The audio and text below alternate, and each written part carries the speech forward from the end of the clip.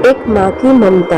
एक रात मनोज बाबू अपनी पत्नी मोना के साथ शादी की पार्टी से अपने घर को लौट रहे थे। रात ज्यादा होने की वजह से कोई सवारी गाड़ी नहीं मिल रही थी।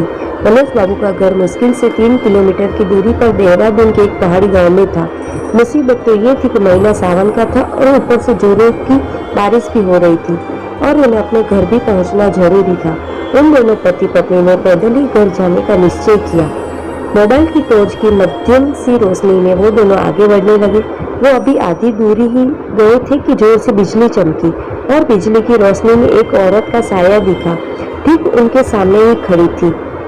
इस सुनसान सी सड़क पर रात के अंधेरे में अकेली औरत को देखकर उन्हें डर लगा और मन में तरह तरह के विचार आने लगे कि कहीं ये कोई, खैर जो भी हो देखा जाएगा।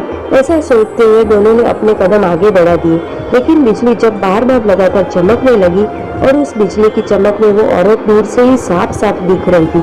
वो औरत उन्हें रुकने का इशारा कर रही थी।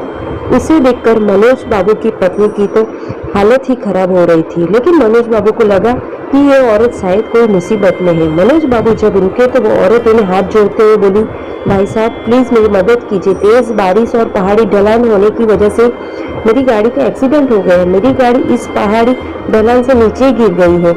उसमें मेरी 1 साल की मासूम बच्ची है। प्लीज आप दोनों उसे बचा लीजिए। इतना कहते ही वो औरत आगे आगे चलने लगी और न चाहते हुए भी मनोज बाबू अपनी पत्नी के साथ उस अजनबी औरत के पीछे पीछे गए, लेकिन एक अनजान भय से उन दोनों का दिल जोर जोर से तो धड़क भी रहा था। जैसे ही वो दोनों पहाड़ी से नीचे उस गाड़ी के पास गए तो उन्होंने देखा कि गाड़ी में एक प्यारी सी मासूम बच्ची रो रही है। मनोज बाबू ने बच्ची को गाड़ी से निकाला तो पाया कि बच्ची बिल्कुल ठीक है। मनोज बाबू ने उस बच्ची को अपनी पत्नी की गोद में दे दिया। फिर मनोज बाबू को लगा कि ड्राइवर की सीट पर भी कोई है। जब वो आगे जाकर देखे तो उनके होश उड़ गए, क्योंकि ड्राइवर की सीट पर वही औरत खून से लथपथ होकर मरी पड़ी थी। मनोज बाबू को अब समझ में आ गए थे। वो दोनों पति पत्नी बच्ची को अपने गोद में लेकर घर की तरफ गए। रास्ते में उनकी पत्नी ने पूछा, वो औरत कौन थी? फिर वो औरत दिखी क्यों नहीं? कहीं वो? मनोज बाबू बोले, वो एक माँ थी, मरकर भी अपने बच्चों के लिए तड़पती है, जो वही एक माँ थी। मनोज बाबू की ये कहानी सुनकर मेरी तो आंखों में आंसू निकल गए। दोस्तों, अगर कोई मुसीबत में हो तो उसकी जरूर सहायता करें। क्या पता हमारी एक छोटी सी कोशिश किसी की जिंदगी में बाहर ला दे। ये छोटी कहानी हर एक माँ की ममता को समर्पित करते हैं। आपको कैसी लगी ये छोटी सी स्टोरी?